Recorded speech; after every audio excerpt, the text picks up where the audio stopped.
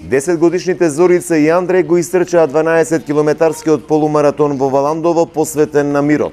Кажаат дека не било лесно, но трчале од љубов за да ги поттикнат своите другарчиња да не се откажуваат од своите желби и да бидат упорни во животот. Сакав да достигнам нешто и пораката е дека не треба да се откажувате. Да спортувам. Добро, зошто? Зошто да спортуваме?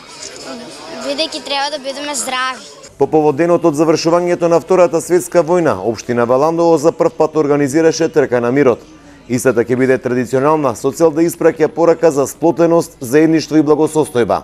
Денес е 2 септември, значи сакаме да испратиме пораката на мирот, колку е тој битен и колку сите заедно треба да се стремиме да ги негуваме оние вредности кои што значат љубов, солидарност, емпатија.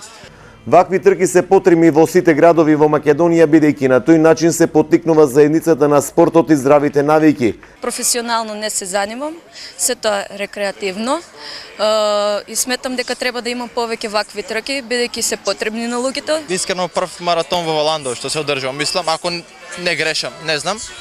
И потребни се вакви, да. Потребни се да ги поттикнат младите за да спортуваат. Учесниците на првата трка на мирот ги поздрави министерот за здравство Венко Филипче, кој подлече дека примерот во Валандово треба да биде следен, оти спортот носи здраво општество. Земите на Европска унија кон кои што се стремиме да бидеме и ние дел. Таквите физички активности ги организираат да се редовни во секоја возраст, уште од најмалата. Во таа насока веќе разговаравме со Министерството за образование да часовите по физичка култура ги направиме секојдневни. Трката на мирот беше од Удово до Валандово, а трче околу 100 учесници, од кои 30 беа во надпреварувачкиот дел.